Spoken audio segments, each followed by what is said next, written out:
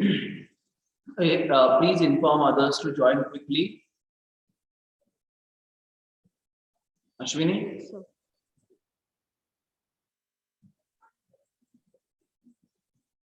yes, sir. I will inform.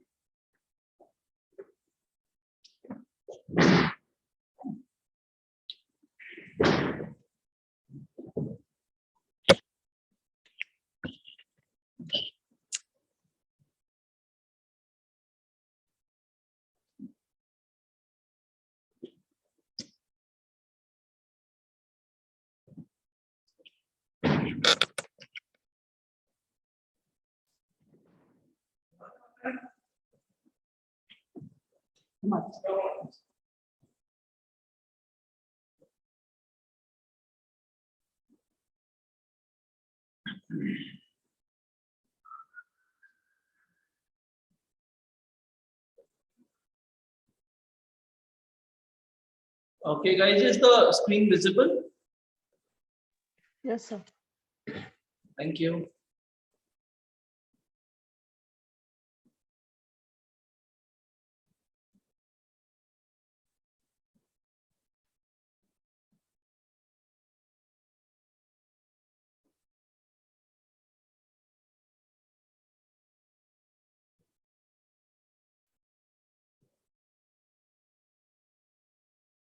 Okay, only 9 have joined so far. Please inform your friends to join quickly.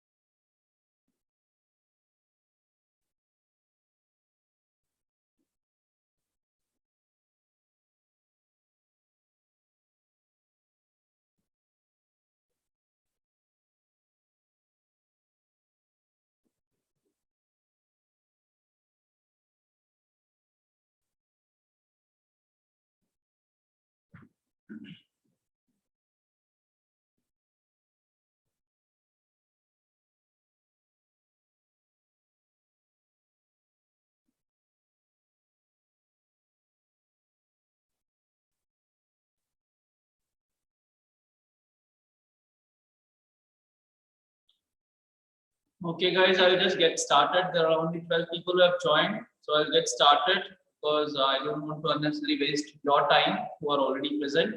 Okay, so in the previous class, if you remember, we had started with this forms of business restructuring. Okay, so we are going to continue with the same thing, forms of restructuring. Where in the previous class we studied. Just a minute. Okay. So in the previous class, we studied what is expansion, what is smart sizing, and in smart sizing, we studied what is downsizing and downscoping. Okay, smart sizing means reducing the size, and in that we have two, that is downsizing and downscoping. Downsizing basically talks about reducing the size, and down scoping is reducing the number of businesses that you have, or coming out of unrelated businesses is called as down scoping. Okay, so down scoping, there are various forms of down scoping like spin off, split offs, split ups, divestitures, equity carve outs, disinvestments, reconstruction, external reconstruction. All these things come under down scoping. Okay, we are going to deal with this in detail in the next slides or in the next module. Okay, so first one is expansion, second one is smart sizing, third one is corporate control. Now corporate control basically talks about, now this is something which is internal, okay, where the corporate wants to have a, or the management wants to have a control over an organization.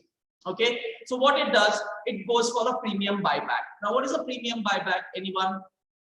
Any idea about what is premium buyback? Or just tell me what is buyback.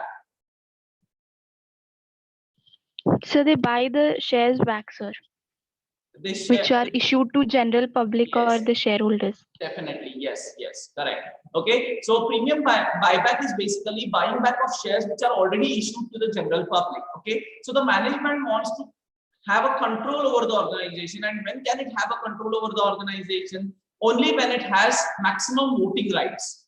Okay, so how do you get the maximum voting rights? By having maximum shares with you. Okay, shares gives you voting rights. So what does the management do is it goes for a buyback. Buyback means buying back of shares from the general public. Okay, and that is normally at a premium price. Let's say the market price of the share is let's say 120 rupees. They buy it at 125 rupees or 130 rupees. So they are buying it at a premium price. So that is called as premium buyback.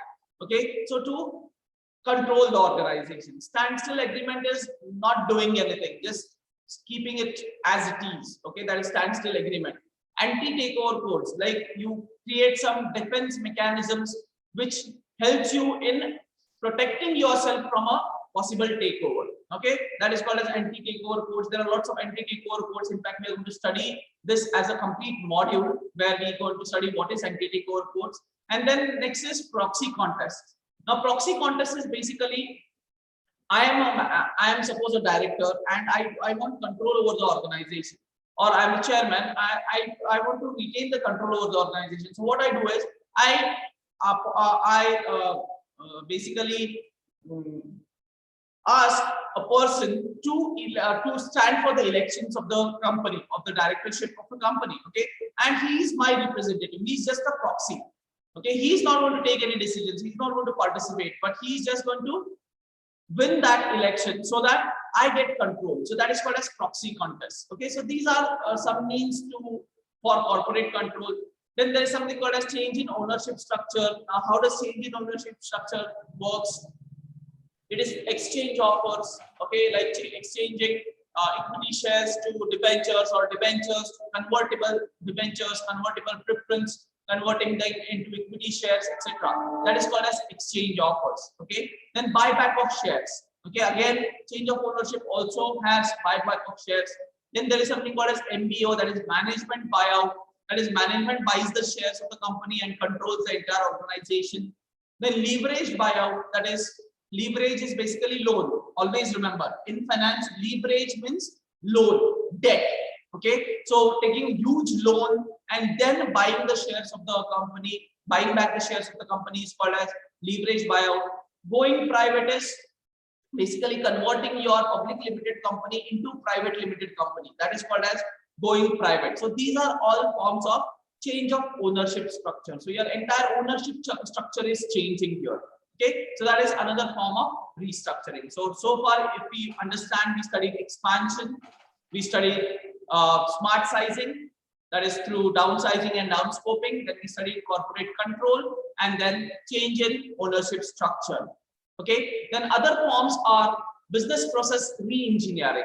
Okay, so that is called as BPR, that is achieving radical change in the performance by application of various tools with customer centered activities. Now here the best example is TVS Motors. Okay, initially when TVS Motors was launched, and after a few years of manufacturing and servicing, okay, the customers, Okay, it started incurring losses. TVS Motors started incurring losses. It was not, the products were not sold at all. The sales went down. Okay, profits went down. So TVS was facing a huge problem. Okay, so TVS went on for a business process re-engineering. Okay, so it is called as basically restructuring or bringing a lot of changes in the organization, lot of changes in your process, which makes your process more efficient or effective.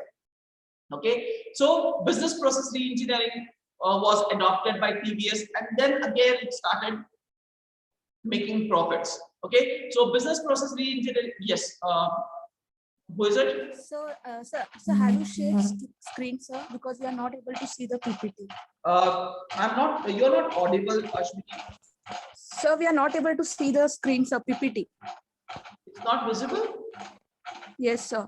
PPT is not visible. Screen is visible, Okay, but it is blank, sir. I'll share it again. Just a minute.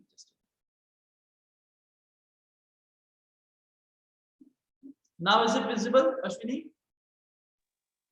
Yes, sir. Now it is visible. Okay, so was the previous slide visible or no? No, sir, it wasn't. Okay, so this is what I covered. Okay, corporate control and change in ownership. Okay, I have already told you what are these things, like premium buyback, standstill agreement, anti-takeover codes, proxy contest, in change in ownership structure, exchange offers, buyback of shares, management buyout, leverage buyout, going private, etc. Okay, then we went on to do the business process re-engineering, also called as BPR, business process re-engineering. I give you an example of TVS Motors, which went in for business process re-engineering to improve their profits or to come out of the losses that they were incurring. Okay, it is called as turnaround, complete turnaround. Okay, like a loss-making company gets converted into a profit-making company. That is called as a complete turnaround. Okay, that was achieved by TVS Motors through business process re-engineering. And next one is benchmarking.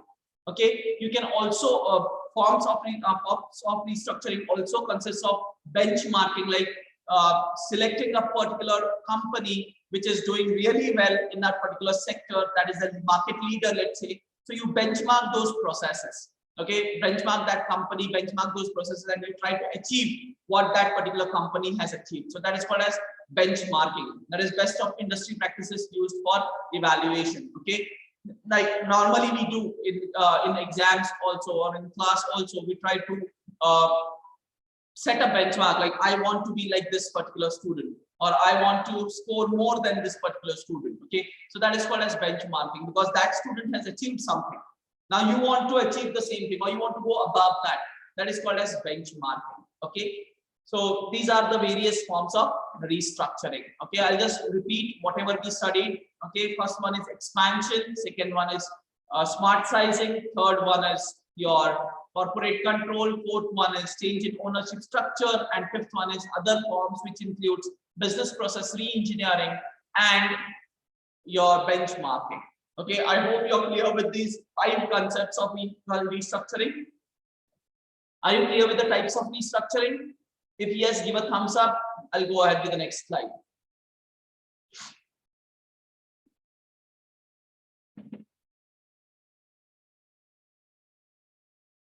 Okay, great. Okay, so this is not so important, but let's just go through it. Okay, basically, how was the structure in India?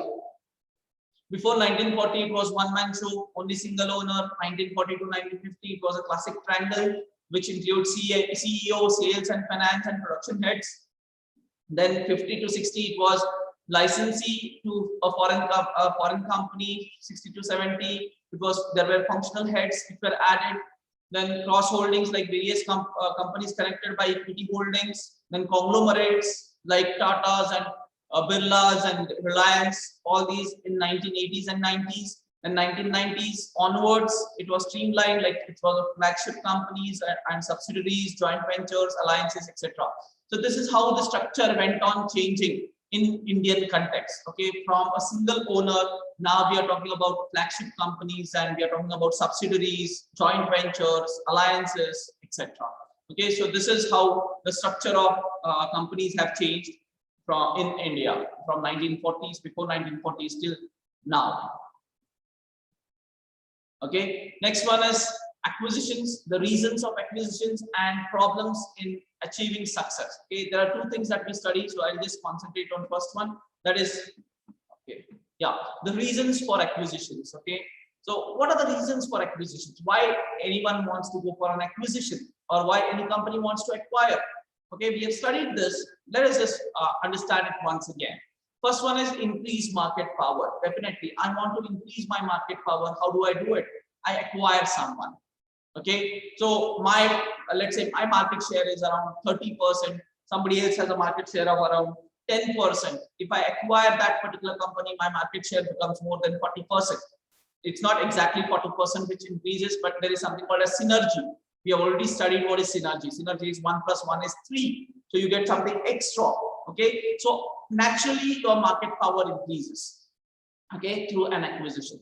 Then overcome entry barriers. We have also studied this, like how did various automobile companies entered into India, like the Honda, then Suzuki, or for that matter Renault. All these companies came into India through a joint venture, because there was an entry barrier. You couldn't enter into India directly. There was no FDI. There was no 100% FDI allowed in automobile. So what did they do? They entered in a partnership or a joint venture with an Indian company, and then they entered. So that is why some companies go for acquisitions. Okay, that is to overcome entry barrier. Okay, it's not only about automobile, but it's also about insurance. If you see insurance sector, we have Bajaj Allianz, ICICI Prudential. Okay, so all these are foreign companies. Like Prudential is a US company, Allianz is a US company. Okay, so these have come with partnership with an Indian company, and then they have entered into Indian market, because 100% FDI was not allowed in insurance as well. So they have come with a partnership with the other companies. Okay, so that is how you enter into a market by acquisition or by joint venture. This is to overcome entry barriers. Okay, next one is cost of new product development. Yes, sometimes the cost of developing new products is very high. Okay, it's really difficult to develop a new product quickly and with less cost. But if there is some other small company which has already developed a new product, okay, you can definitely acquire that company and you get that new product. That's your product now. Okay, so cost of new product development is very high. So you acquire a company which has already developed a product. So that is why you go for an acquisition. Increase speed to the market. Yes, you want to reach the market with high speed. Okay, you don't want to waste time. You want to enter the market and you want to acquire the market very quickly. The only way to do it is acquisition. Then lower risk compared to developing new products. Definitely yes, because in developing new products you have to invest a lot into R&D, and when you invest into R&D, you are basically not sure whether your experiments would be successful or no. So there is a lot of risk involved in developing a new product, rather than a company which has already developed a new product, acquire that company, no risk at all. Okay, then increase diversification. Yes, sometimes you want to go for diversification. You want to diversify into different businesses. As Warren Buffett has said, okay, don't invest into one business, but put your money into different businesses, right? Like put all your eggs in different basket. Don't put all your eggs in the same basket, is what he says.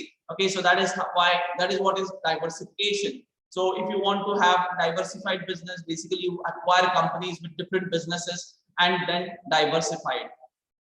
And then avoid excessive competition. Yes, through acquisition, one thing that you can do is you can avoid or you can eliminate competition. Okay, there are 10 competitors and you acquire all the 10. What happens? There's no competition at all. Okay, and you become the monopoly. Actually, it is not allowed. Okay, there are rules governing acquisitions also. You cannot acquire all the companies. You cannot have a monopoly. You cannot create a monopoly. But yes, you can definitely reduce your competition. Okay, you can avoid excessive competition by acquiring your competitors itself. Okay, so these are one of the reasons why acquisitions happen. Then let's understand what are the problems, why acquisitions fail. We have seen lots of acquisitions failing. Why they fail? First one is integration difficulties. Now, what is integration difficulty is when you talk about two companies coming together, let's take an example of marriage again. When you get married, okay, whether it is a boy or a girl, two families come together. The boy and girl comes together, and both of them belong to different culture, different families, different culture, different traditions, different practices. And when they come together, initially there are a lot of problems that happen because people are not used to each other's cultures and practices and traditions. Okay, and that creates a problem of integration. Okay, sometimes it is too high that they split. Okay, that doesn't stay for long. The same thing happens with a company because every company has its own culture. We talk about organization culture. Okay, so every company has a different culture and the employees are used to a particular culture. When they come together or when one company acquires another company, definitely there will be a problem of integration. Okay, like for example, let's take a simple example. Like let's say one company is into fixed timing, like 9 to 6 is the timing. Another company is into flexible timing, like 8 hours a day. You come whenever you want, 8 hours a day. Okay, suppose this fixed timing company acquires that flexible timing company, then the employees of that flexible timing company would have a lot of problem going at a fixed particular time. Okay, so that is why integration difficulties happen and success is not achieved. Okay, there is an example in the later stage of the presentation. I'll be giving you a live example of this. Then inadequate evaluation of target. Sometimes this happens like you have not evaluated the target properly and you just acquired it, and later you found that it's not a good deal. Okay, like without inquiry, you go and get married to someone without an inquiry. Later you found that okay, there are some affairs of that particular boy or girl outside, and that is inadequate evaluation of target. You have not evaluated the target properly. Okay, so that is why sometimes achieving success becomes a problem. Then large or extraordinary debt. Okay, you take a lot of loan and then you acquire a company, or the company that you have acquired already has a lot of loan. Okay, guys, just a minute. Just hold on. There is a call from the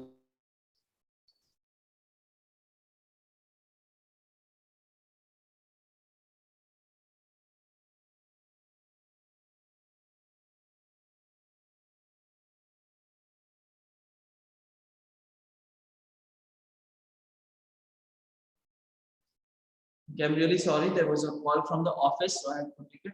Okay, sorry. Yes. So I was talking about large and extraordinary debt, where the company which is acquiring has a lot of debt, or it has taken a lot of debt or loan to acquire that company, or the company which it is acquiring already has a lot of debt.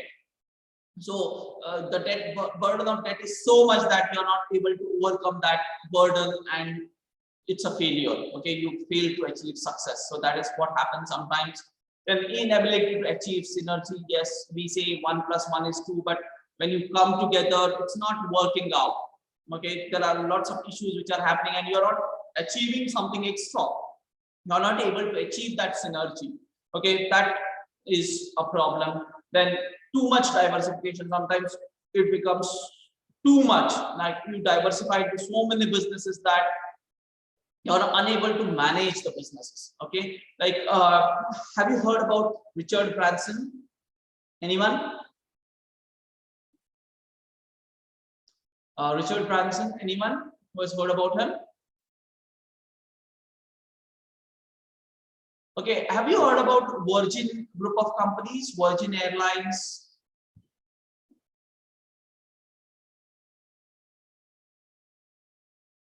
No? Okay, guys, that reminds me, I told you, I had given you a task to list down around 15 to 20 mergers and acquisitions. How many of you have done that? How many of you have listed down at least 15 to 20 mergers or acquisitions or joint ventures that have happened in the world?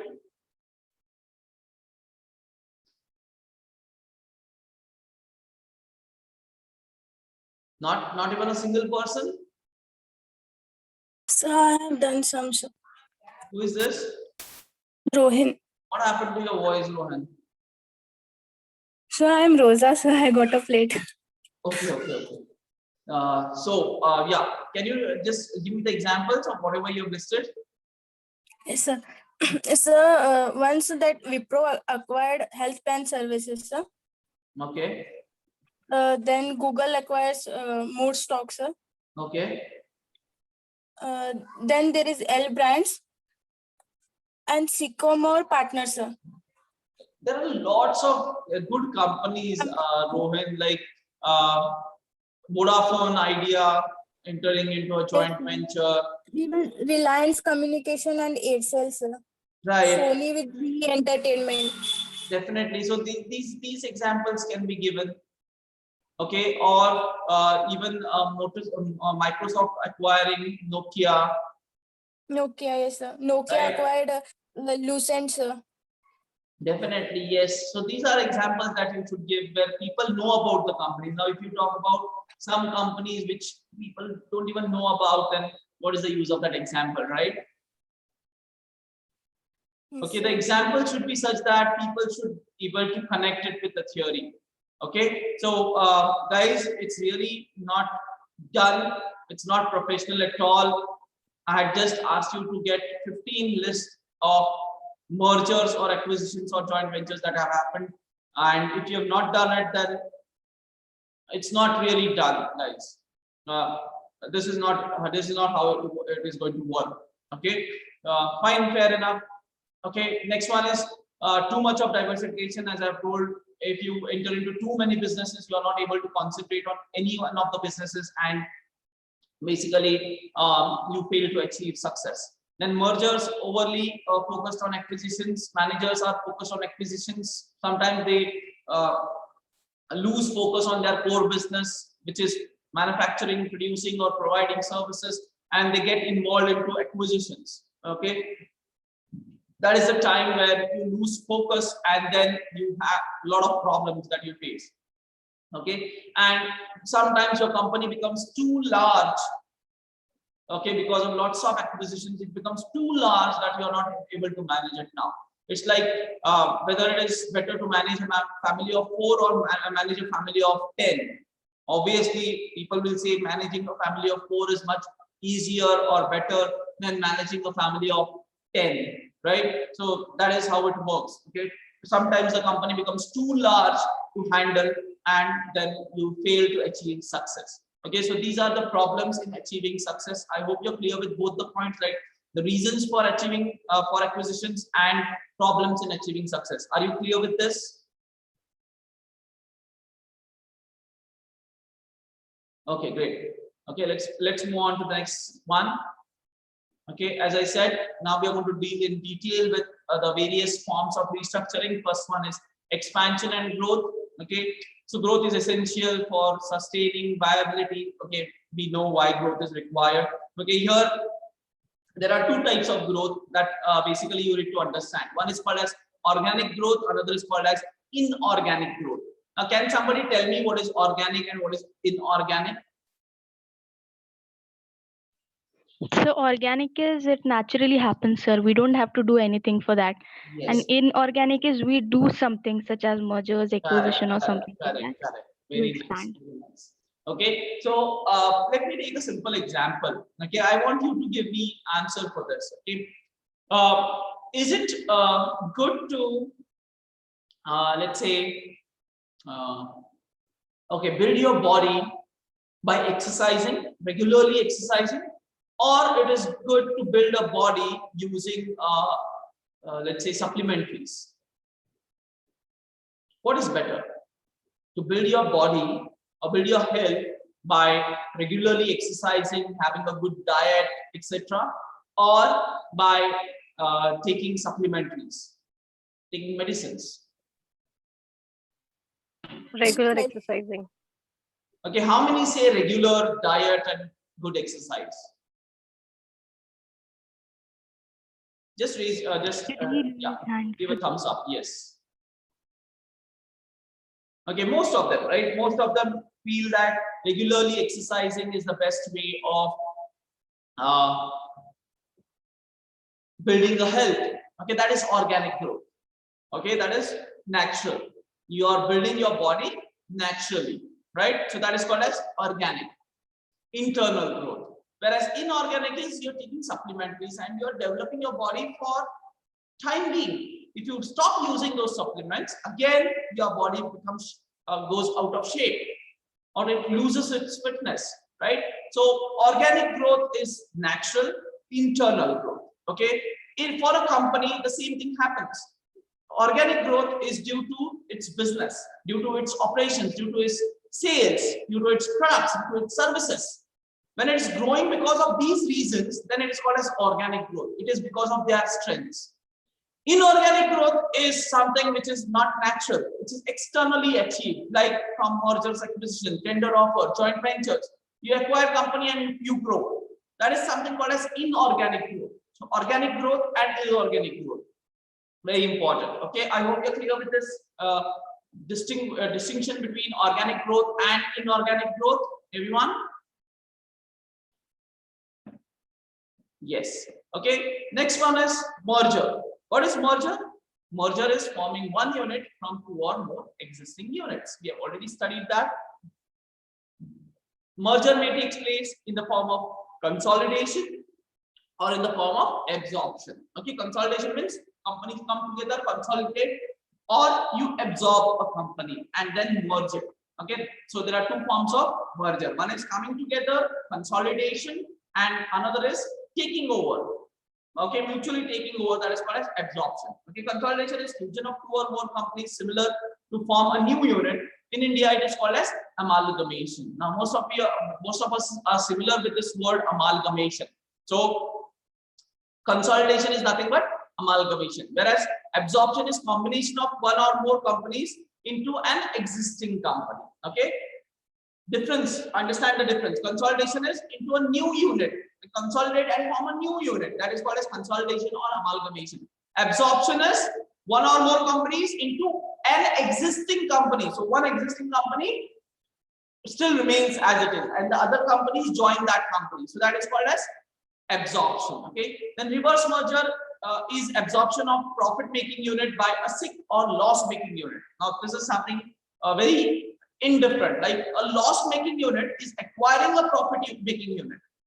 That is called as reverse merger. Okay, so reverse merger is absorption of a profit making unit by a sick or loss making unit for tax advantage or and social cause. Okay, so this is how this is what is reverse merger. So consolidation, absorption, reverse merger. Are you clear with this?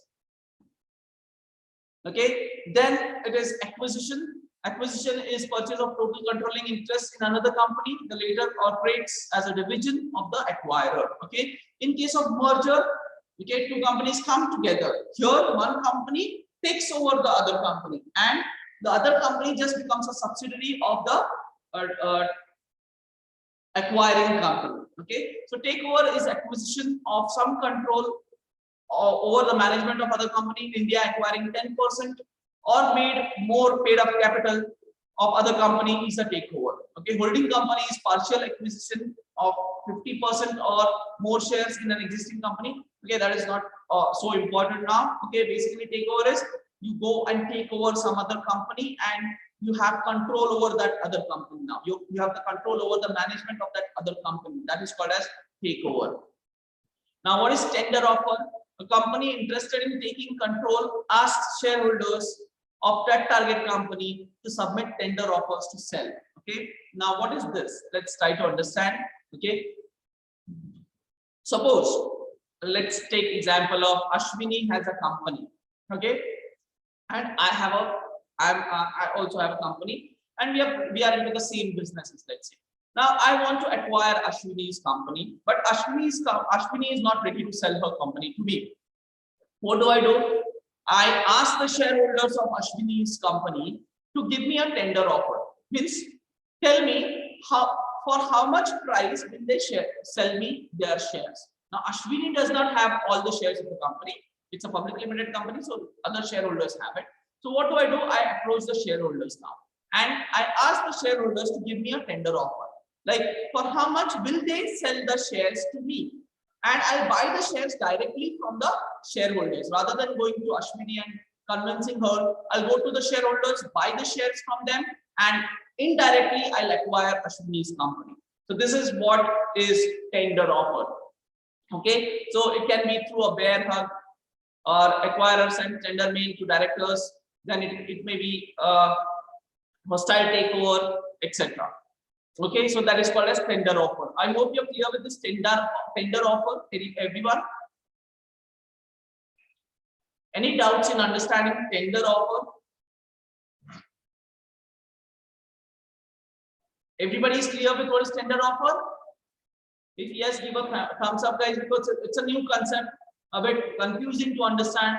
If you have understood, give a thumbs up. If you have not understood, unmute and ask. Anyone? Okay, I don't think anybody is going to ask a question. Okay, so let me continue. Okay, I hope you're clear with tender offer. I'll just repeat it once again. I am a company, Ashwini has a company. I want to acquire Ashwini's companies, but Ashwini is not ready to sell her company to me. So what do? I ask the shareholders to give me a tender offer. Tender offer is nothing but giving me the price at which they are going to sell me the shares of Ashwini's company. Okay, and I buy the shares from the shareholders directly. That is called as tender offer. Okay. Now, hostile takeover, it is an unfriendly acquisition where aggressive firms acquires against the desire. Okay. And now, in the same case like Ashwini doesn't want to get acquired.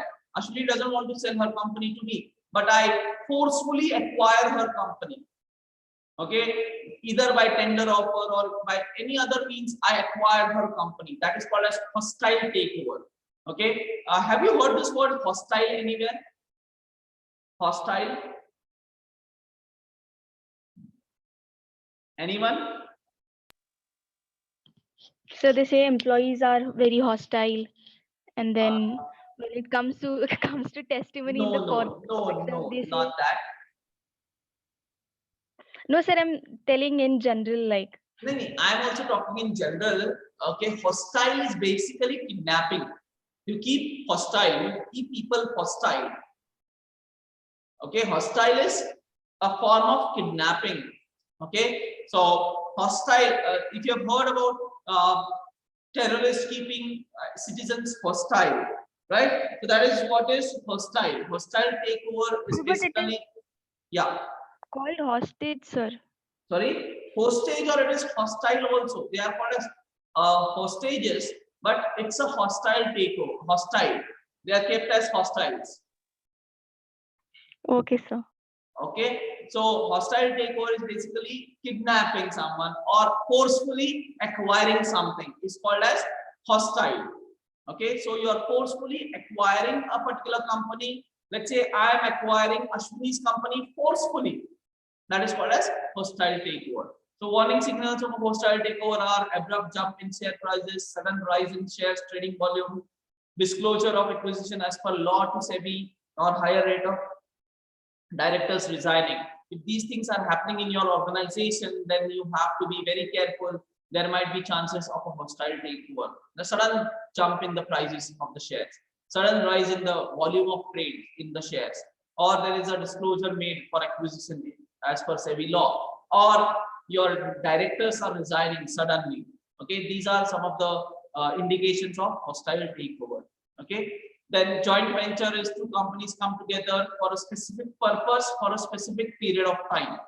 These two are important: specific purpose and specific period of time, or limited duration. That is called as joint venture. So Suzuki, Maruti Suzuki, then Hero Honda, okay, Mahindra Renault, okay, Kawasaki Bajaj. All these are examples of joint ventures. Okay, we are less than 1 minute left, so I'll stop it over here. Okay, in the next class we'll continue. Okay, I hope you're clear with joint ventures. Everyone, give a thumbs up and we'll close.